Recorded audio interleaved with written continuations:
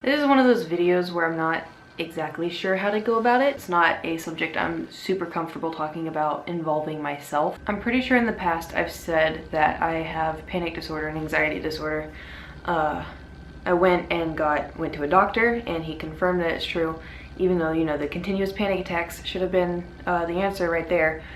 I just wanted to go to a doctor, make sure that, you know, I'm not crazy. I'm fine. In case you're wondering, I'm fine. I'm fine.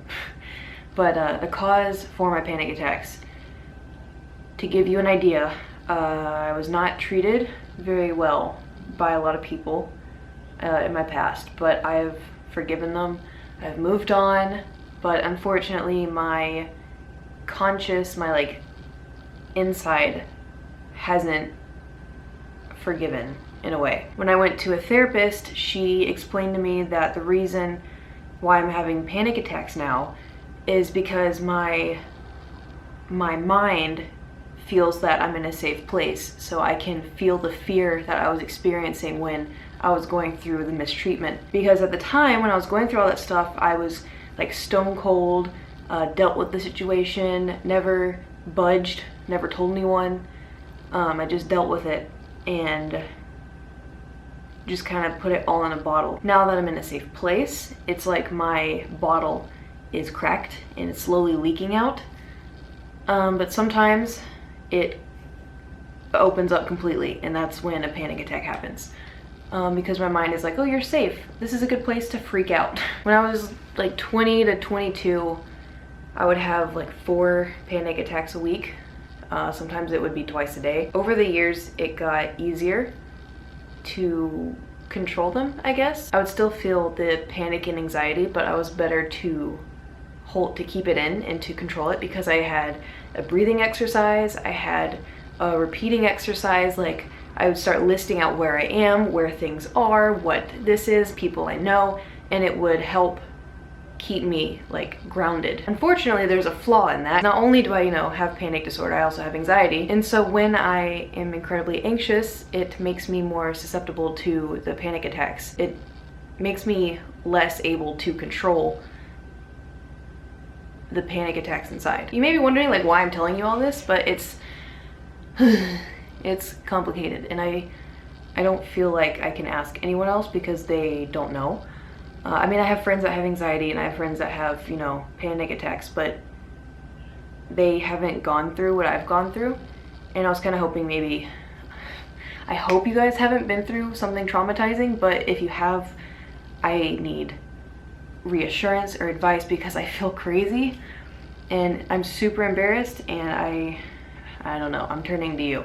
So what happened was a few days ago, I had a panic attack and I felt it coming on for like 4 hours before, but I thought I could control it, but I did feel anxious for no reason. And that's the thing too, is like people always expect anxiety to be there for a reason. Like, oh, you know, she has social anxiety because there's a lot of people around. Like, yes, that's totally viable. That's absolutely a thing. But sometimes anxiety is just there. And you don't know why, and it feels terrible, and you don't know why, and you're like, why is my heart palpitating so hard right now? Why do I feel like I'm drowning? What is this?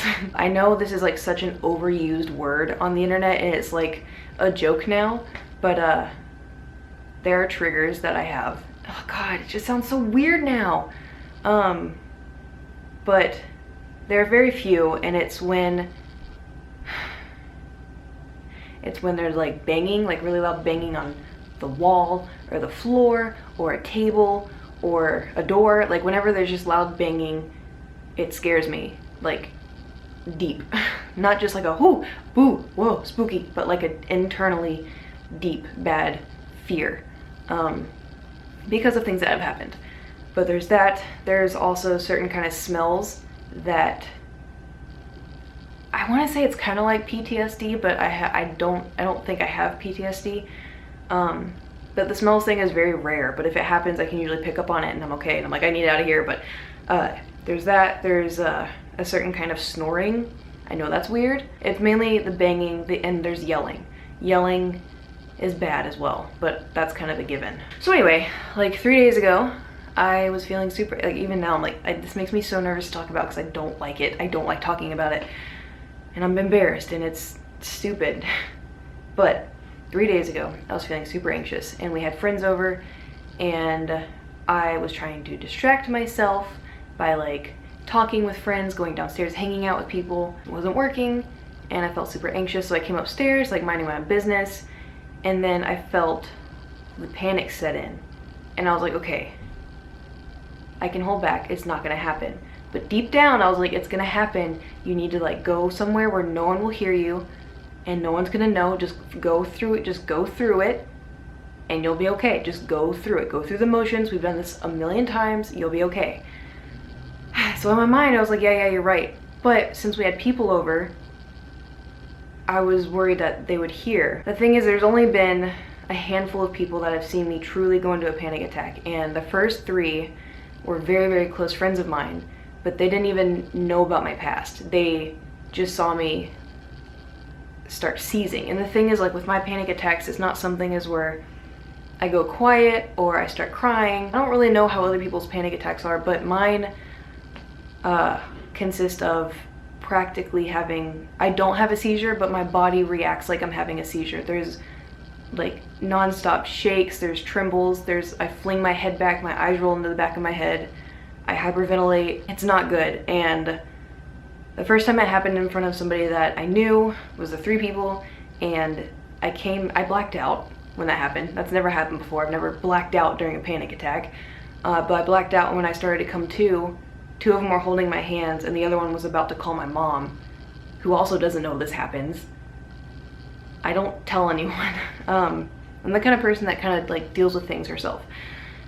Anyway, so I came to and I apologized like profusely, and I was like, they're gonna hate me after this because, like I said, it's embarrassing, like and scary. Like, have you ever seen someone hyperventilate and their eyes roll into the back of their head and then slam their head against the wall as hard as they can? Like, it's a scary sight, and I know that. You know, we're like, no, Kate, we love you, we're here for you, we're always gonna be your friend, we're gonna be here for you. If this ever happens again, we're gonna be here. And I was like, don't tell anyone because it's super embarrassing. Nothing was as bad as the first time it happened around people, and 3 days ago. 3 days ago, as I was feeling this panic attack coming on, I was downstairs and I was like, okay, this is my last hope of fighting this off. If I can go downstairs and talk to people, maybe it won't happen. So I go downstairs, talk a little bit to, like, you know, the friends, and then look around. I'm like, all right, I'm gonna go upstairs because Skylar was streaming, and Skylar's very loud when he streams and he rages, and so he was hitting the desk and screaming, and then our friend was streaming and like hitting his desk, and I could just, it was all around me and I couldn't escape it. I started walking up the stairs and I stopped and I couldn't move, and this countdown started in my head, like, you have 2 minutes, find a spot and hide and cover your mouth because it's gonna be bad. You've been holding it for too long. I told you to do it 3 hours ago, but you didn't. So I wait on the stairs till I get, you know, a breath. And then I go into my bedroom and I grab a stuffed animal thinking, you know, maybe I can hold on to this, and if I can fling it behind my head, it won't, you know, it'll help my slamming, I guess. So I grabbed a stuffed animal and I was in the bedroom. I stopped and I couldn't move, and I stopped breathing, and I just stood there. And the 2 minutes went to 5 seconds. And I thought, and I said, I can fight this, I can fight this, I can fight this. And then my brain was like, no, you can't. And the only thing I could think of was go. And to compare it, it's like when you feel sick and then in that moment, it's like, you know, you're gonna throw up. The only thing in your mind is go, like find a bathroom, go. It was like that. In my mind, I was like, go, go, go. I was like, where's the only place that I can do this and no one will hear me? Normally, I have a closet right over there that has a door, and it has to go through that door, and it should be fine. So I tried to make it to the closet and ended up in the middle of the room, and then I just crumpled. I landed in a good spot. I landed on clothes, and I had my plushie with me, and I thought maybe it won't be that bad. But then I started hyperventilating. It got worse. The hyperventilating kind of turned into soft screams. I don't know why the friend came upstairs. I don't know if he was gonna go to the bathroom or if he was gonna knock on my door to like tell me something, but he heard. And he went downstairs and he got Skylar and was like, something is wrong with Kate. And so Skylar came running up, knocked on the door, heard me, opened the door, and luckily Skylar knows what to do, kind of. And he said, what's happening? What's happening? Are you hurt? Like, what happened? And in my mind, I was like, just tell him panic attack. Just tell him panic attack. But I couldn't. Like,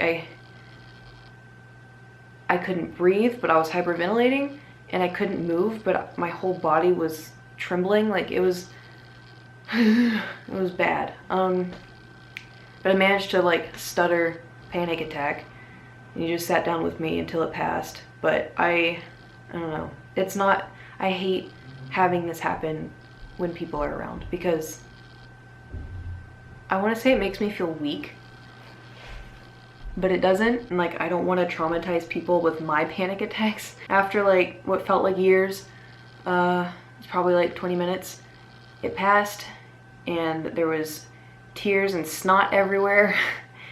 I'm pretty sure I swallowed like half my hair when I was like hyperventilating. So I like cleaned myself up.